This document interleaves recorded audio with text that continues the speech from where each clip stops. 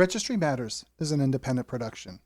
The opinions and ideas here are that of the hosts and do not reflect the opinions of any other organization. If you have a problem with these thoughts, FYP. Recording live from FYP Studios East and West, transmitting across the internet. This is episode 175. It's May 1st, Larry, of Registry Matters. Happy Saturday night. How are you? Well, very well, thank you. It's good to be here, and it has caught up. We have caught up with my age. Oh, sweet. I've never known that you were 175. Wow, that's very impressive. Are you celebrating with any beverages this evening? Just vodka. Just vodka? This doesn't have anything to do with the pain from the accident of last week? It does, but vodka is very effective. All you have to do is just swallow fast. Oh, doesn't it seriously, I know you're not a drinker, but I hear that junk burns like an MF as it does its thing. I have heard that. Uh, just a quick update. We talked about it last week briefly that you got into kind of a significant tail ending accident. And how are you physically? How are you? Well, I'm still in pain. I still have lacerations that haven't healed, and I'm still waiting to see my dental professional to see how bad the face is smashed on the inside. But I'm still alive. They didn't get rid of me. But guess what? There was another accident 1 week later to the day, the same spot, maybe 20 feet further north, same location. You had mentioned something about possibly breaking your hand. Did you go check that out? Oh yeah, there was Or no did the there pain was no just subside? fracture. Okay. Well, Okay. The pain hasn't gone away, but there's no fractures. All right then. Well, we got the humanitarian side of things out of the way. Now we need to go on to the meat and potatoes. What's going on tonight? Well, we have a jam-packed episode. We have 4 questions. We have a story from the state of Iowa. We're going to talk about the Supreme Court in a recent decision dealing with PFRs.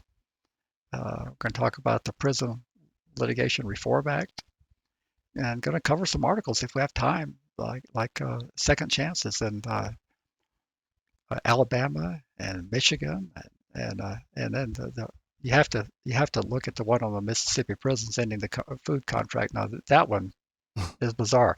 I can't say funny anymore because the person last week on YouTube said that nothing's funny. But when I say funny, I'm talking about ironic. But anyway, I can't say that anymore. It's not PC. Okay, well then let's get going. This one came in something of a week ago, or maybe even more. It's from a new patron. It says, "Hi guys, longtime listener, new supporter. Thank you again." That was from Sean. I think we reported maybe a week or two ago. "I have a 3-year review coming up to try and shorten a 5-year probation period for misdemeanor convictions. I've been told by 2 POs that they are required to recommend the completion of the original 5-year probation period when asked by the judge, even though I've been told on numerous occasions how much of a waste of time the whole thing is. The question on my mind lately is this. If during a legal proceeding the judge asks the opinion of a PO, if the response of recommending to stay on probation is said because they are required to say that, isn't that some form of perjury that could be argued in court? It seems like that's a pretty important question that could have a huge impact on the outcome of the hearing. It seems that if a judge is asking the opinion of an expert, that if the opinion is forced or coerced, it's a pretty big problem. What are your thoughts?" And then after we finish that, I have one other final thing to bring up. But that does sound legit, Larry, that the PO should be responding how they feel about your caseload, how you respond under treatment and so forth, that they should say whether they think you should be on their case or not. Not that they're like, "Oh, it's the default position of probation to say that you should stay on." So aren't they lying? No, they're not lying. They're telling the truth. They're telling the truth as that they've been instructed to tell it. Our department policy is that we don't recommend a particular action. So there's no lie there. It's just that they're declining to give an opinion.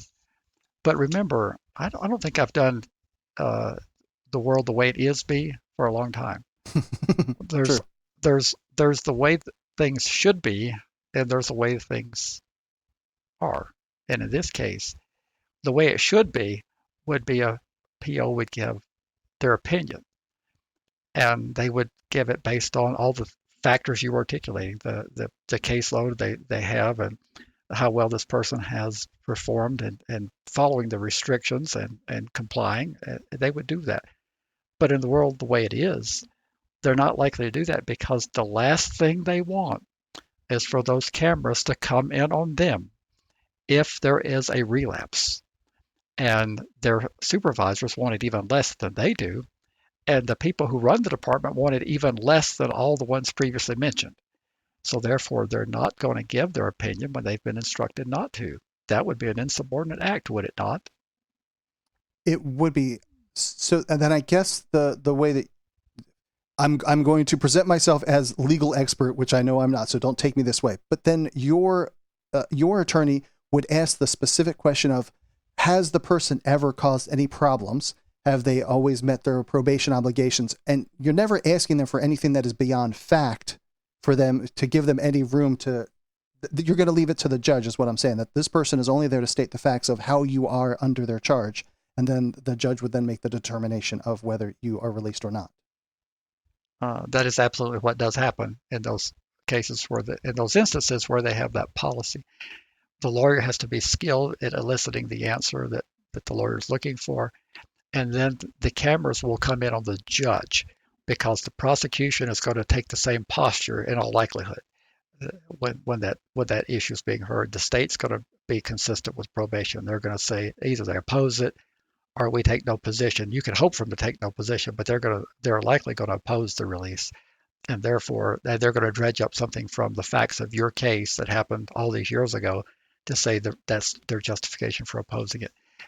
So you're going to end up in a position where it's going to be on the judge, and a judge is going to be thinking about Persky from time to time when they're making these decisions. Right. For those who and Judge don't Persky remember, was the one that was recalled by the Stanford swimmer, and he got recalled in California 3 years ago. Correct. But a judge who has to be elected, and that happens in many states. A judge who has to be elected is going to be very sensitive to that. Our state, they don't have to be elected per se. They have to be retained after they've been appointed and gone through one election.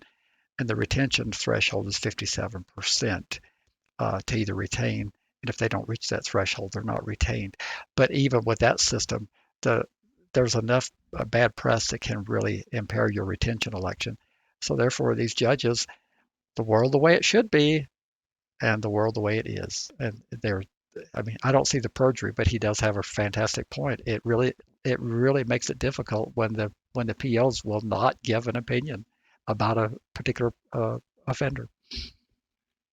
And we could just personal experience back to my case, seeing the judge, whatever, November is what it was.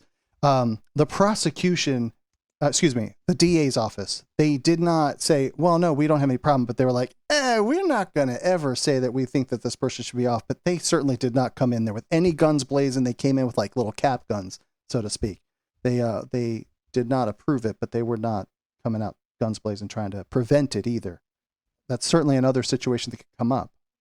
Absolutely. And you were fortunate that they weren't vocal and they didn't dredge up something in the way of facts related to the case, saying this person should not be released. But those kind of things do happen, and that's what your lawyer is supposed to tell you. When they take your money, they're supposed to tell you, look, here's the way it plays out in this jurisdiction. They're going to come in with all guns blazing. They're going to say this. That's why you go have the conversation with the DA, with the prosecution. You have the conversation. What are you going to do? What is your office going to say when I filed this petition? And if you don't do that, to clarify a point for you, you said that's not a conversation. The PO person, the probation person, I can't go ask the DA, hey, what do you think about me? Well, you need someone else to go in there for you. Oh yeah, okay, I'm with you. You could go do it. If they would see you, they'd be unlikely to see you. But but they're not going to give you the kind of feedback that they'll give an attorney. Particular person who practices in that jurisdiction, they have a relationship. They're going to be more honest and say, look, we're going to strenuously oppose this person's release, or they're going to say we're going to take a non-oppositional stance or whatever. That's why you pay the attorney. I see. I think we're done with that. Are we done? Sure. All right. I just wanted to bring up this. Sean also said, hey, could you make it so that we could pay a lump sum annual payment rather than monthly? And I converted Patreon over to allow us to be able to do it if you want to do that. I forgot how much of a discount. I think it's a 1 month roughly discount if you pay in advance for a year. So there you go. You could go over to Patreon and sign up for a year at a time, and you'll get something of a 1 month discount in doing so. So there's that. So there you go. Question number dos. It says, hello, we are writing to you about info regarding the new tier law in California. We wish to know what the tiers are and the requirements, please. If you could answer this within your newsletter or give us a copy of it in writing. Thank you and God bless. P.S. If you have any info on resources in California that could appeal, that'd be great too. Thank you. That's certainly, that's right up there with Axel, right? That is, and I'm not going to be able to be as specific because there are too many offenses. California has had a registry since 1947, and they have a very, very long list. So what they did with their tier system is they took the categorical approach and they put the offenses in a particular tier based on the offense itself. And where they went wrong in many places, but where they went wrong is the tier ones and the tier twos do not have to file a petition pursuant. If you're actually following the federal recommendations, those people just vanish after their 15 or 25 years passes. Tier 1's 15 with a 5-year reduction for no felony conviction or any sexual conviction of any sexual conviction period. Then you can be released after 10 years. And also there's a provision that you have to have gone through treatment. A tier 2 is 25 years. Again, no petitions needed. The tier 3, there is no petition process if you're actually following the federal recommendation. There's no tier 3 except for an adjudicated juvenile offender. But what California did is they put this categorical approach in, and they put the offenses in tiers. They require you to file petitions even though it's not required by federal recommendations. And then the process is so cumbersome, you have to serve it on the police department where you're registered. They get 45 days or something to check your background to see if you've been convicted of anything. Then they clear you, and then the DA's next, and the DA has to notify victims, make an effort to notify the victims, and the victims get a say-so in it. And then the judge has this very vague standard that if there's any reason practically to keep you on the registry, they can keep you on the registry. The removal will be sparse and far and few between. Now I say that, and I get hate mail, I get criticism, but I'm telling you, it will be very difficult to get off California's registry. They had no reason to create a petition process for Tier 1 or Tier 2 except to placate the victims in the prosecution and the law enforcement industrial complex. And they didn't need to do it. And also, it's going to be a big business for the lawyers. There'll be a lot of people who will not be honest. They will tell them what they want to hear, that I can file this petition and you stand a good chance of getting off the registry. Truth of the matter is, when a lawyer tells you that, they do not know what chance you stand getting off the registry because this is a new process. And they're telling you what you want to hear. But far be it from me to actually tell you the truth. It is a very difficult process in California. And remember, if you file and you get off in California, that only relieves you of California's registration obligation. It doesn't do anything else for you in any other state. And maybe let me try and explain it in my own words. Like, just so one word answer: there is no federal registration, right? Right. And AWA is, I mean, I guess it's law, but it's like they're not holding the states accountable to it. Like, if you break the law, then we're going to send your state to jail. You either abide by these guidelines or you don't, and you're compliant or not. But there's no consequences for it other than some money. So California and any other state can go above and below the requirements however they choose to. So you're dealing with California. That is correct. Again, folks, there's no federal registry. These AWA they're just recommendations. If you want to have a federally compliant registry where you get your full allocation of federal burn justice grants, you will have registries up to this level, and you can go higher, but this is what you'll have. If you go beyond it and do more, that's okay. But California did not need to do this. First of all, they've said that they're not even going to attempt to comply with AWA. That's been their posture for some number of years. But then they created this cumbersome removal process because everybody's lifetime in California, they created this removal process that will virtually remove no one. Sad, sad, because it's a. I mean, I don't know otherwise how they are in a criminal justice sense, where we often talk about the Northeast corridor there. That's all more friendly to criminal justice thing. I don't know how California is in those regards. Everyone talks about the left coast being super progressive and whatnot, but this seems to be an outlier of California to be this way. Oh, I don't think so. What happens is when you get a collection of liberals, in many ways they can be as bad as a collection of conservatives because they do things because it makes them feel good. And it made them feel good to have the victims take part in developing this removal process. The only problem is, well, there are many problems, but the most significant problem is that the victims are not interested in having a fair removal process. They're interested in more vengeance. The victims should not be included in the removal process, period. This is a civil regulatory scheme. I would have said that at the time, but see, most people that are required to register and their advocates are afraid to utter those words, that it's a civil regulatory scheme. The punishment is over with. This is a civil regulatory scheme. You don't get to participate in the civil regulatory scheme. But nobody had the courage to say that. All right. I guess we'll move on to question number 3. And here we go. It says, being incarcerated for a picture crime, rumors and myths circulated that social media platforms, example, Twitter, Facebook, YouTube, block all PFRs. And similar rumors are associated with Walt Disney World, Florida. Are there any legitimacy to these? Is there any legitimacy to these claims? If so, is it indiscriminate basis? Is it being, excuse me, I'll paraphrase. Is it discriminatory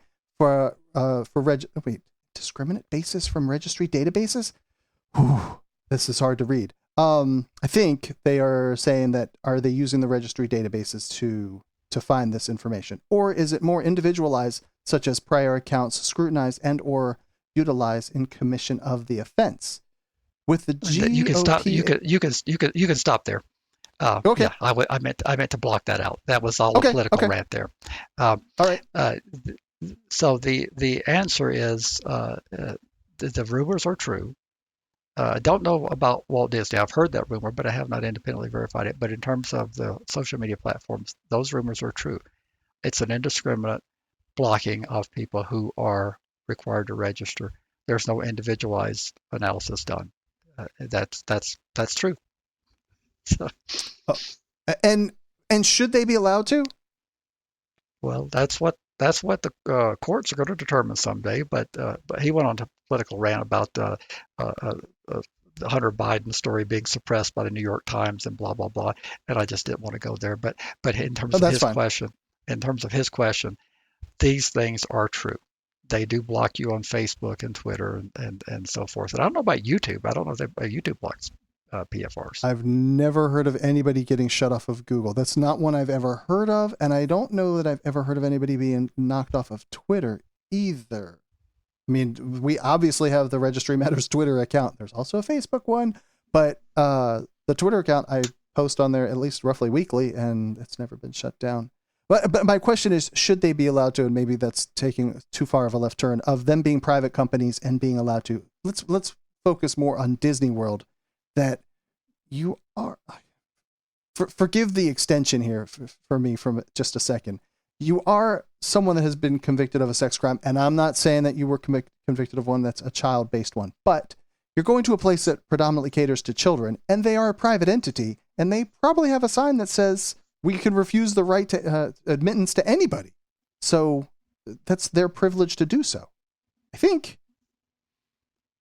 Well, I wouldn't go so far. You'd have to look at how much tax subsidies that they may have gotten, in the way where there's big companies are very, very skilled at figuring out how to get benefits for operating businesses in an area, particularly a large employer like that.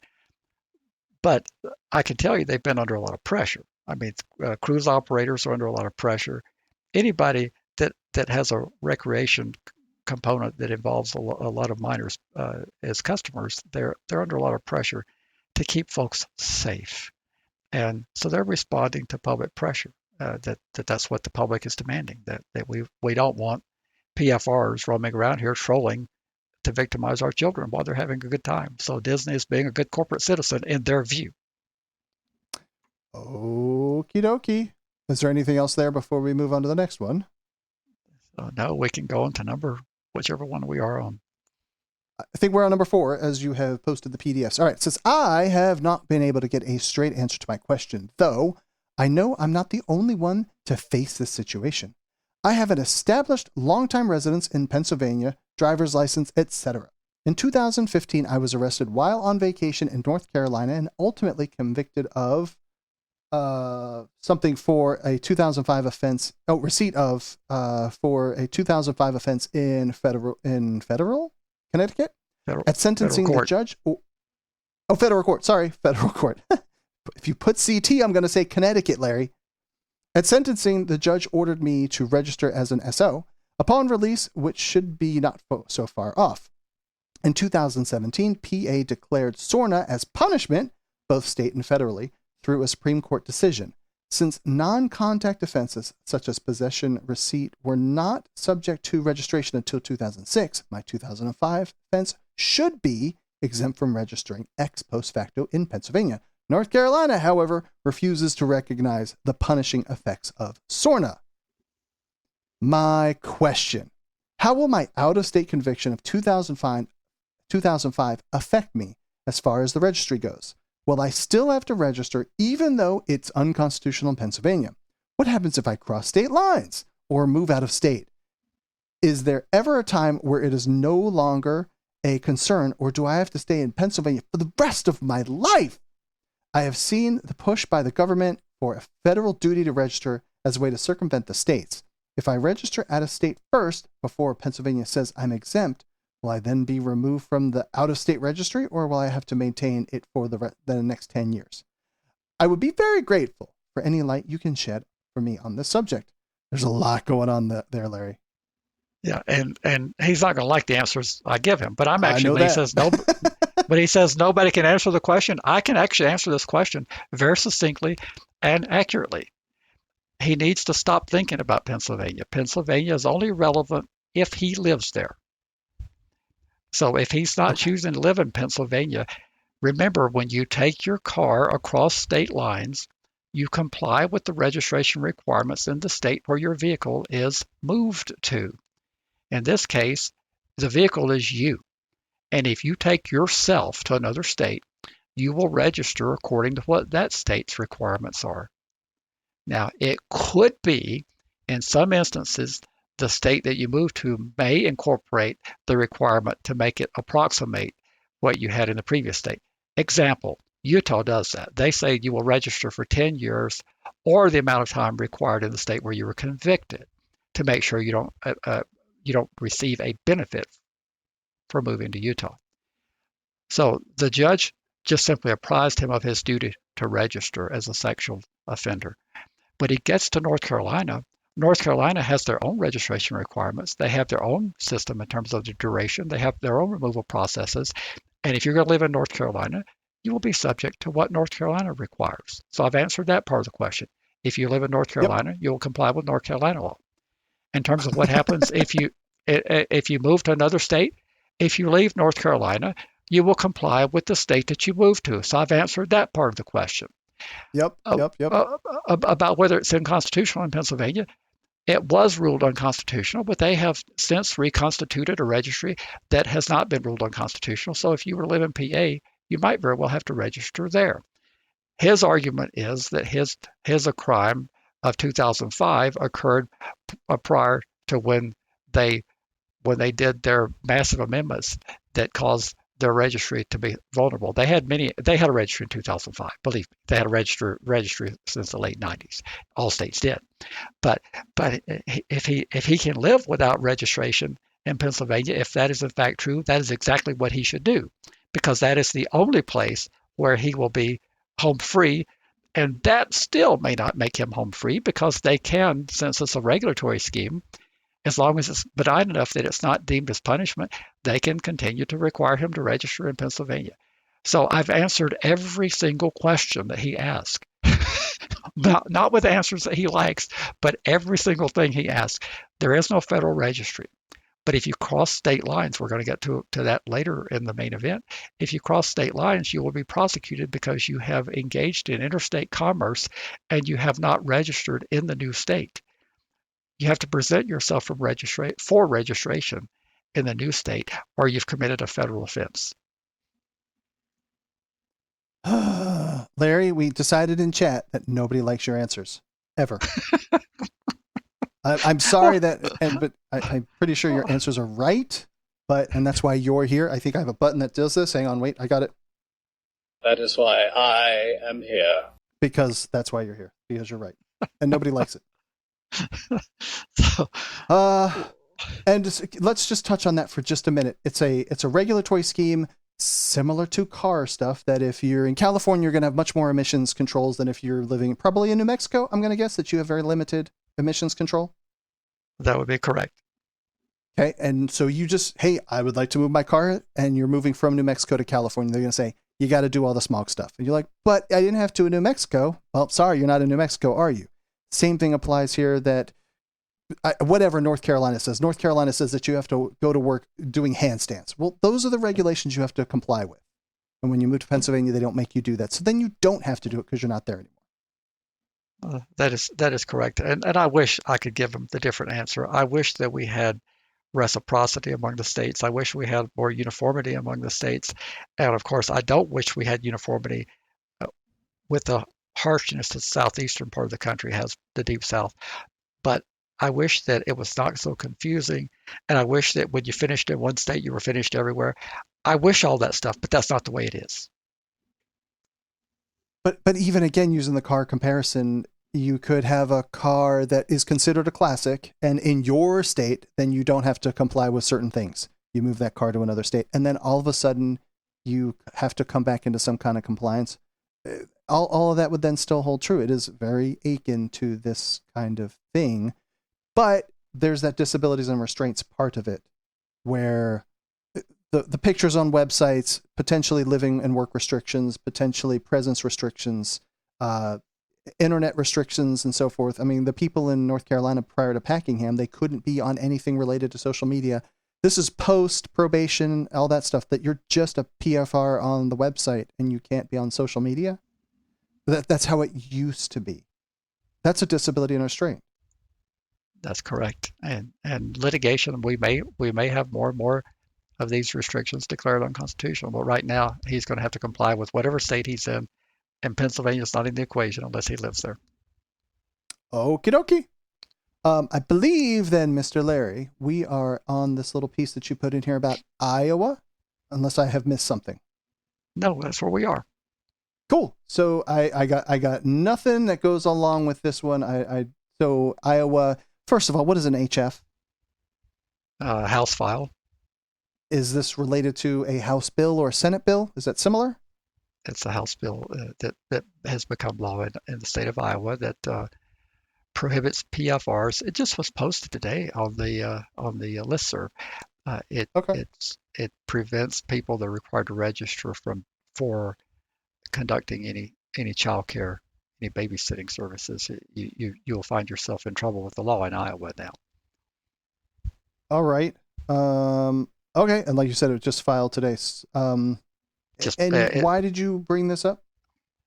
Well, I wanted to. I think I've been harping about when these things pass, the governor's going to sign them. I think I harped about a governor just in the last episode about in Maryland that Governor Hogan would sign the banishment of minors who have been convicted of offenses. You remember that one? I do. Yeah. Okay. Well, this is the same thing. The governor of Iowa is going to sign this bill. It passed the legislature unanimously, and unanimous in the House, unanimous in the Senate, and it's been signed by the governor. And I just wanted to make the point when these things are passed unanimously or near unanimously with overwhelming bipartisan support, which is what you always yearn for, is bipartisan support. Well, this had plenty of it since it passed unanimously. But this is one of those things where the Democrat Party in Iowa is in a minority. and I put there's a picture there of Iowa General Assembly by party. That if you look at it, yeah, that one there's 50 senators and there's 32 to 18. The Democrat Party only has 18. And you look at the House, it's 59 to 41, so it's almost 60-40 in the House. Yep. So now explain to me, if you're in the Democrat Party in Iowa and there's a proposal like this and there's absolutely nothing you can do to stop it, nothing, because you're in such a minority. Explain to me why you would oppose something like this, even though you might not believe it's good public policy, because there's nothing you can do about it. And all you do is you look at that up at the top half of there where there's only 18 members of the Democrat Party. All you do is make those 18 seats vulnerable to the attacks from the right. They'll say, and this person doesn't even deserve to be in the Iowa Senate. They voted pro-sex offender on House Bill 710 last year, or whatever the next election. So this is why people don't expect the minority to save you. When there's something this controversial and there's no political gain in it and only political loss, whatever the minority party is, I don't care if it's the Republican Party, we can flip this over in the states where the Republicans are irrelevant. California would be an example of that, where the Republicans are totally irrelevant. They have such small numbers.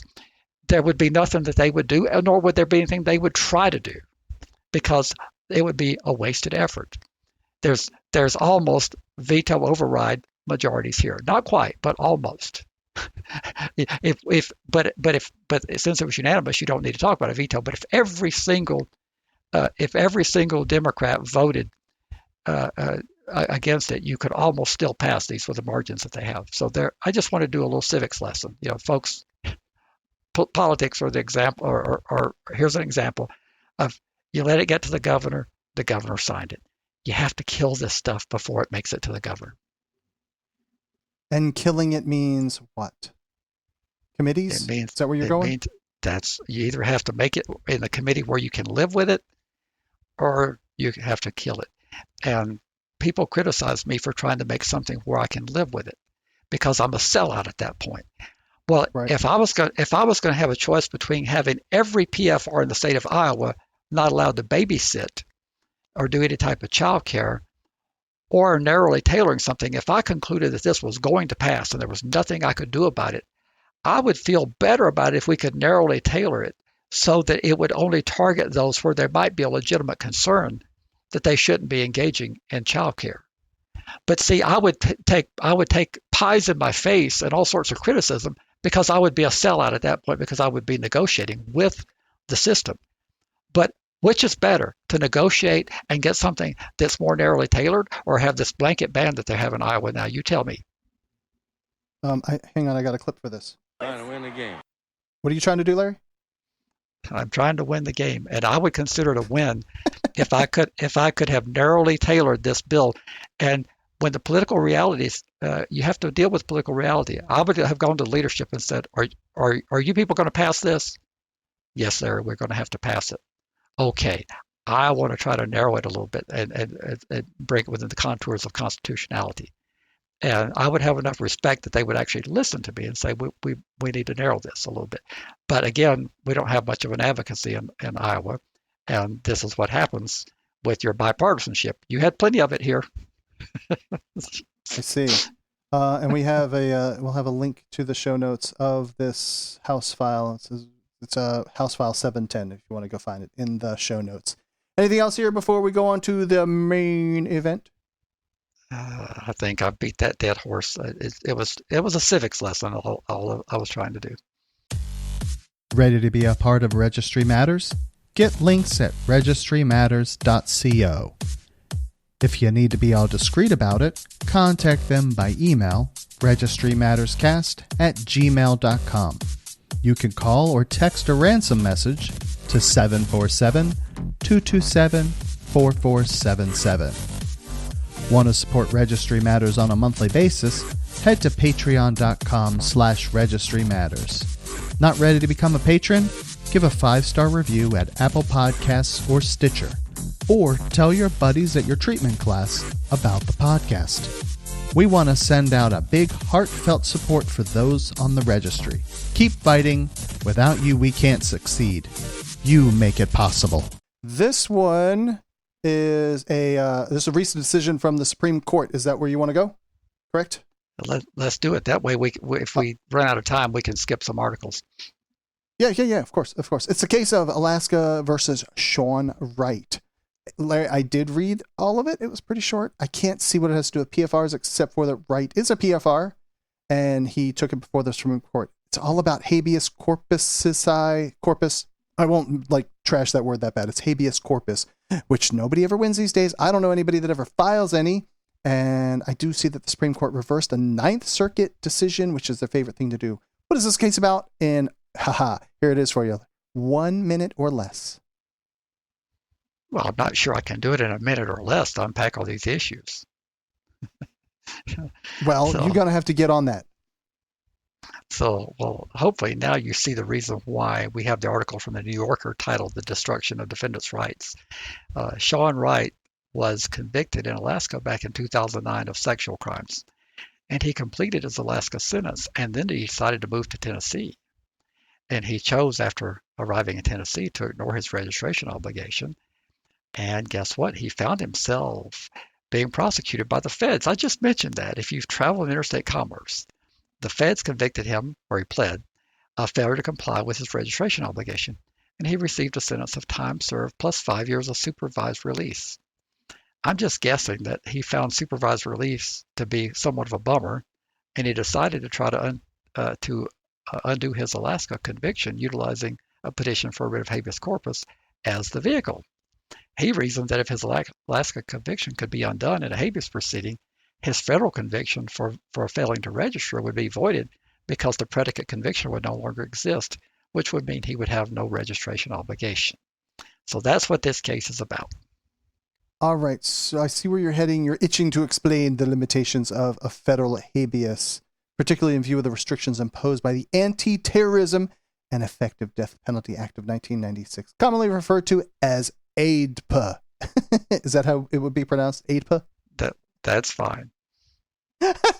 I've heard you pontificate about the harm done by it's AEDP, anti-terrorism. You have the acronym there wrong. And now you have this article from the New Yorker published in 2015. Well, I did suggest the article so the audience will actually see that it's not just me saying this, that AEDPA is bad. So I'd like to just read one of the quotes from the article. This law gutted the federal writ of habeas corpus, which a federal court can use to order release of someone wrongfully imprisoned. It is often called the Great Writ because of its extraordinary power to protect the liberty of individuals. In the 1960s, the Supreme Court expanded the law of habeas corpus as a protection against unfair treatment of defendants at every stage of criminal process, from arrest, interrogation, through trial and sentencing, especially in cases of death sentences. This expansion was controversial, and under Chief Justice William Rehnquist, by the way, appointed by President Reagan, the court later restricted the availability of the writ. But the protection that the writ gave, even when it was limited, was indispensable. A dramatically high percentage of individuals sentenced to death had their sentences reversed owing to errors by trial courts. That is a quote from the article. I encourage everyone to read that, the entire article. But this is from the Ninth Circuit, and I'm guessing you have a point that you would like to make about the Ninth Circuit's view on AEDPA before we get into the actual case at hand. Yes, I do. You've heard me mention Judge Stephen Reinhardt, who's now deceased, and he served on the Ninth Circuit for many years, and he wrote the following, and I'm going to quote again from this article. While AEDPA was misconceived at its inception, the deeply conservative Supreme Court has repeatedly interpreted in the most inflexible and unyielding manner possible, so that constitutional rulings by state courts are nearly unreviewable by the federal judiciary. The appeals courts, including the Ninth Circuit, dutifully follow existing Supreme Court law. The Supreme Court often, this is just Judge Reinhardt, the Supreme Court often reverses us, not for failing to apply the law it has previously enunciated, but by creating new, previously undeclared, and extreme rules that serve to limit the ability of federal courts to enforce the rights embodied in the Constitution. End of quote by Judge Reinhardt. This What was should passed. have Wright done instead of filing the habeas? Yeah, this, by the way, this was passed in 1996 in the glory days of Newt Gingrich and the conservatives that had control of Congress. And this is a lingering effect. And we're also going to talk about the Prison Litigation Reform Act, which was also passed in the glory days of the 1990s. But what should he have filed instead of the habeas corpus? Yeah. Well, Yeah. well, first he should have registered in Tennessee. Folks, if you have a registration obligation and you cross state lines, you must present yourself to the new state. They may tell you that their registration obligations are not as extensive, and it could be that they will tell you that you don't have an obligation, but you must present yourself for registration and let them decide what to do with you. If you do not present yourself, the loop is left open in the state that you moved from. They will notify the feds. The feds have virtually unlimited resources. They will track you down and they will prosecute you federally. But second, he should not have used Section 2254, which is for those who are in state custody. He is clearly not in state custody per AEDPA. He had exhausted his Alaska sentence in its entirety, and he's in federal custody. Now he's serving supervised release, which under the expanded definition of custody, that does count as custody, but there's a separate section, 2255, that he should have used because he's not in state custody. All right, so you're saying he should now file a new petition using 2255. That's what you just said. Well, I said that that's what the Supreme Court said. If he does it, that's not going to do any good either. But it is. Thank you for setting me up for failure. Well, I'm just telling you, the Supreme Court said that if he has a vehicle to ride, it would be 2255 because he's not in. That's for those who are in federal custody. And if he uses 2255, even though they suggested that's the proper vehicle, that won't work either because the scope of that inquiry will be limited to the validity of the federal provision that he's convicted under, which is traveling in interstate commerce. And what is going to happen then, the federal judge, when looking at 2255, they're going to say, you are a person, are you not? Yes. You did travel. You did travel across from state A to state B, did you not? Yes. And he's going to say, well, the law says that you were required to register and you didn't. So why are we here? So that's not going to do any good either. And what was that? So what did he do? Well, I don't know what he really can do, but remember, he pled guilty to one count of failure to register under 18 United States Code 2250A. And since there's no federal registry, Wright only was convicted because he traveled in interstate commerce and he failed to comply with Tennessee's registration requirements. And I do have to say that this does seem like a light sentence because he was sentenced to time served, and they're not clear on how much time he had served, but normally you get several years in the federal system. So he got time served and he got 5 years of supervised release. So and federal prosecutions generally move fairly rapidly. So I'm not convinced he had a whole lot of time when he got this relatively modest sentence. But as far as I'm concerned, he's not got a lot of options except for maybe going into state court again in Alaska and trying to challenge some constitutional aspect of his conviction. But he's not going to get there in federal court. When you talk about vehicles, can we circle back to that? We talked about this almost like from the nexus of our relationship of using the proper vehicle. A writ of mandamus was a vehicle, a type of vehicle. What do you mean by this term vehicle? Well, when you file seeking relief, the petition that you file has to be, the scope of it has to be broad enough to allow you to seek the type of relief that you are asking.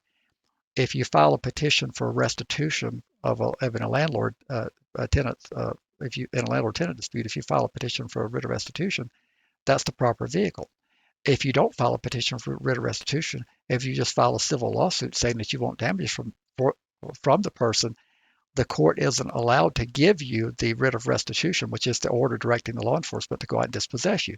So the scope of their relief would not be available. When you're filing when you're filing a petition for habeas corpus after the 1996 amendments, the AEDPA puts severe restrictions on what type of relief can be granted, what claims are cognizable, and what the standards are. And you have extreme time limits, and you have deference to the state courts unless it's clearly contrary to U.S. Supreme Court precedent. And you have all claims are not cognizable. Like, for example, he wasn't in custody. So he lost out simply because he was not in custody as required by the Anti-Terrorism and Effective Death Penalty Act. He was not in state custody. So you cannot file a petition seeking relief from a state court conviction when you're not in custody, in some form of at least expanded custody. And so therefore he was not riding the correct vehicle. The correct vehicle for him to possibly seek relief is the section that permits a person in federal custody. But that's not going to go anywhere either, because the scope of the examination is going to be so limited to whether or not he was properly convicted of the federal offense. They're not going to get into the Alaska conviction. I would be very surprised. So he's going to end up with no relief when he files the right petition. But I know I'm not supposed to say that either. We need to take a tiny little detour. There's a conversation in chat going on about using the car analogy for registration stuff, and it certainly ties into this case from the Supreme Court that we're talking about. But a car is a thing that you register. We are people that are registering, and last time I checked, we're not cars. You're not a car, are you, Larry? But there's a distinction there, isn't there? We're not registering people. There's a distinction in terms of what we're registering, but that's the only distinction is minor. The fact is, it's still a civil regulatory scheme. And the state that you're going to move into, whether you're moving the car or your person, you will comply with the regulations, the regulatory scheme as it exists in that state. You don't get to bring the regulatory scheme from the state that you came from with you and impose that on the receiving state that's receiving you now. And it's not the receiving formally as interstate compact, so that's really not a good term. But you don't get to change the rules of that state. If you don't like the rules, simply don't go there. Yeah, the point that I wanted to get is it's a sexual offense registry. It's not a sex offender registry. It's a sexual offense registry. We're registering the offenses in these states. I realize that there's a person attached to it. Isn't that? Haven't we talked about that recently? Well, now there's an organization that's trying to change that to be less offensive, to say the sexual offense registry. But try going and registering the offenses and see what they say. I understand that, but I thought that it was this is what the point I was trying to get across is that we're registering the offenses and not the people. I realize that there's a person associated with the registration of the offense, but the former is the offense and then the person is attached to it. It's kind of like registering the car and you have a VIN number. I don't know if that's a right analogy. Well, I don't quite follow you, because they're registering you. Okay. They're not registering the offense. They're registering you. It's your DNA they take. Mind. It's your fingerprints they take. It's your everything that they take. Your photograph. Then I'm mixing up that I get, like you just said, there was somebody that's trying to change it to be a sexual offense registry, and that's not what it is currently. I got you. Well, I get the reason for it, because you have offended. It assumes that you're still offending if you say the sexual offender registry. And, sure. And that's in the past. Hopefully that's in the past. The individual is also being very Debbie Downer, as the term that he used, for that we're not going to have any progress, and Brenda and I are trying to give him some level of optimism that things are moving. Maybe it's 2 steps forward, 1 step backwards, and you certainly have successes in your state. Not always, but mostly. Somewhat, yes. And people around, the people that do fight, I couldn't remember the attorney's name in Colorado. I cannot. Colleen Kelly. It just came to me. Is that is an attorney who won the case? Who's the one that won that case for like the 4 people? That wasn't witnesses? Colleen. But that is that's right. But her name's escaping me also. Okay. There is another attorney over there. that is doing work and could certainly use support and help however those things go about. I suppose, is there anything else you wanted to cover on this case before we move out of that section? No, we can go to the Prison Litigation Reform Act. Prison Litigation Reform Act. I don't know which one that is. Oh, okay. I see it. From the appeal. Yeah, and this is too long. So yeah, it's too long for us to get into great detail about it. But what I want to make a point that this happened in the same time frame as the restriction on habeas corpus. These were bad laws. And if you read the article from the appeal, they go into great detail telling you how difficult it is to win a lawsuit against prisons. We claim that we want to see prison conditions improve, that we want to see reforms in prison conditions. If you truly do mean that, then you will work to try to repeal the Prison Litigation Reform Act, because it's very difficult now. The volume of cases has plummeted since 1996, and the successful cases has even plummeted beyond that. And prison conditions, I think most would say, have not gotten better since 1996. So if you truly do want reform, this is bad public policy that was put through in the 90s that needs to be revisited, just like the Anti-Terrorism and Effective Death Penalty Act, which no one could vote against. Very few did vote against it, because how could you oppose this? Was driven by the bombing in Oklahoma City by McVeigh, okay.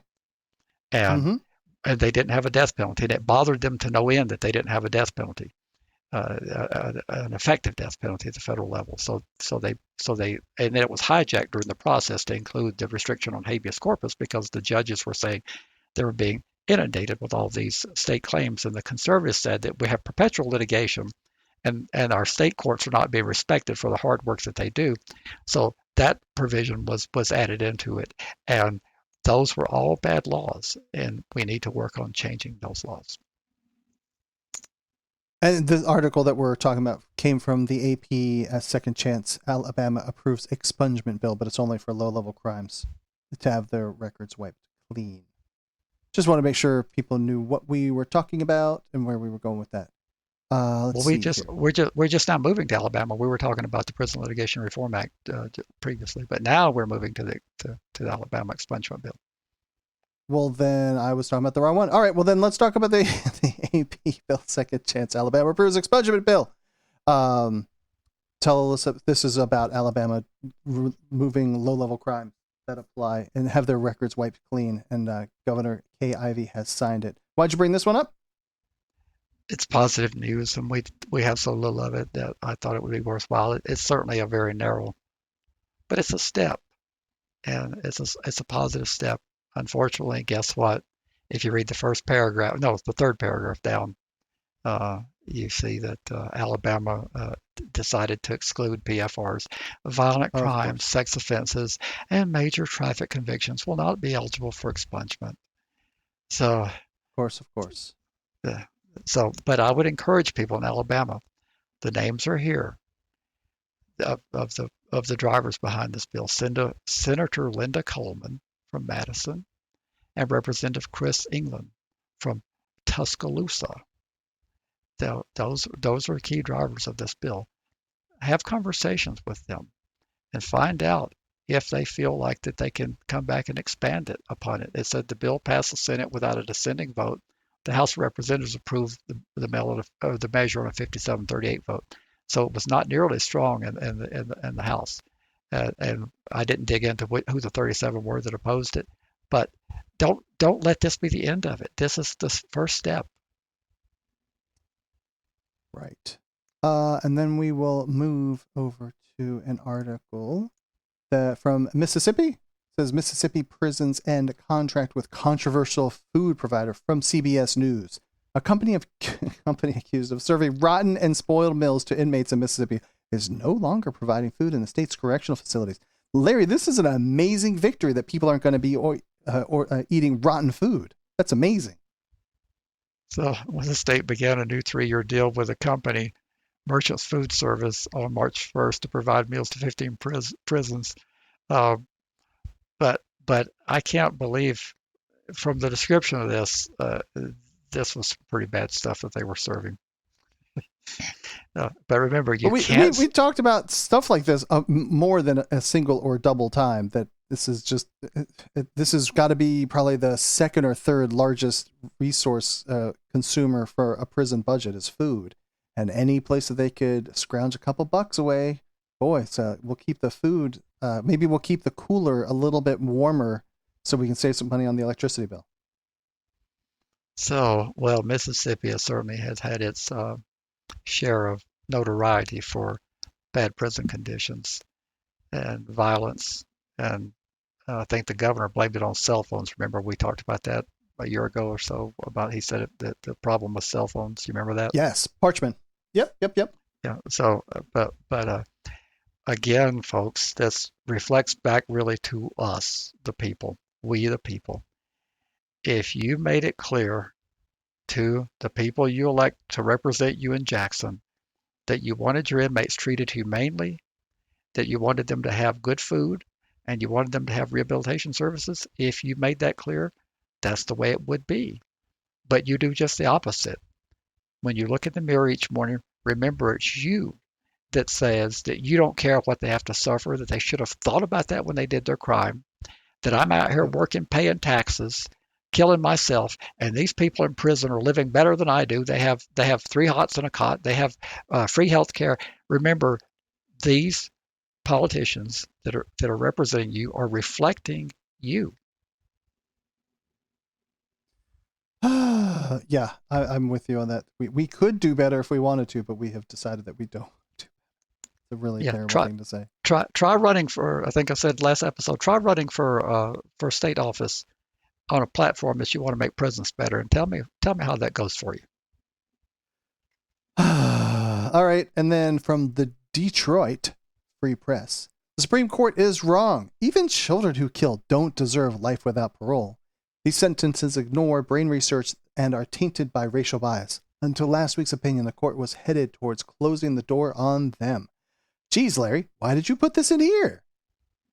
Well, I think it's a good thing to follow up on last week's episode, because I reminded folks that the Supreme Court had strayed from previous precedent and said that this conservative court, 6-3, with all the conservatives being in lockstep, said that previously the court had it wrong when they said juvenile life without parole was unconstitutional without an incorrigibility finding. Well, this is an opinion of the Detroit newspaper, Free Press, that says that the Supreme Court should legislate from the bench.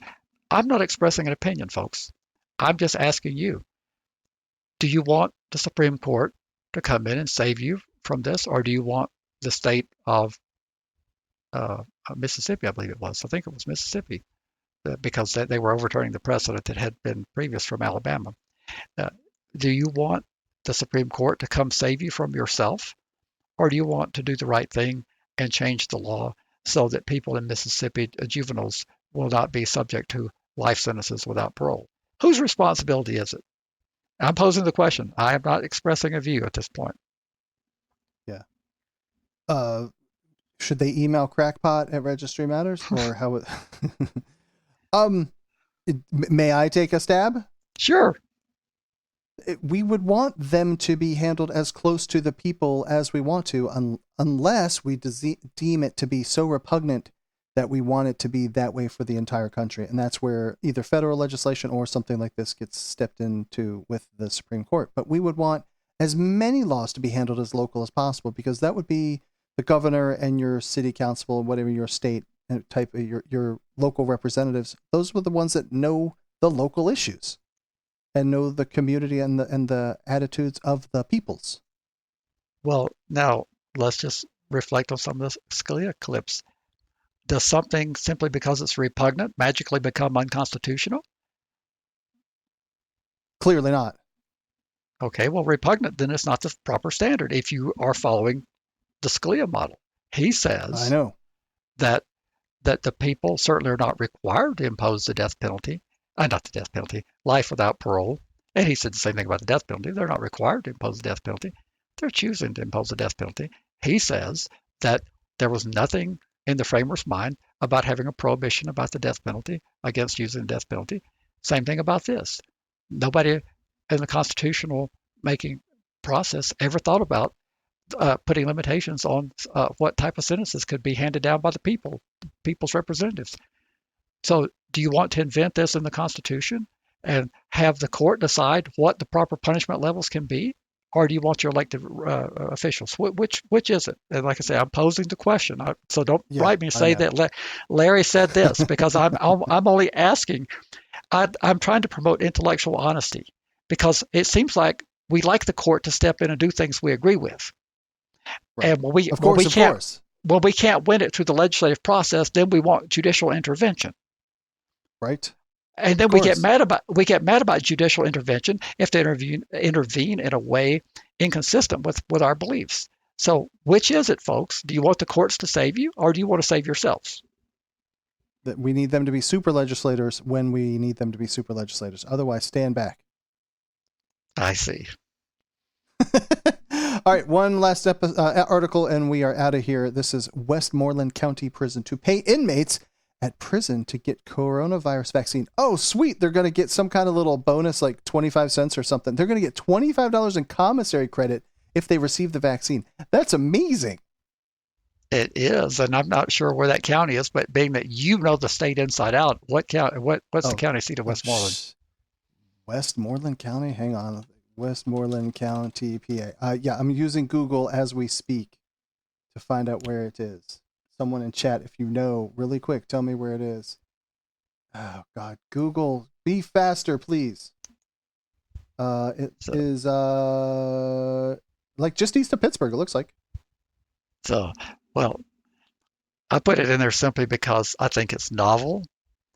I think it's creative, and I like it.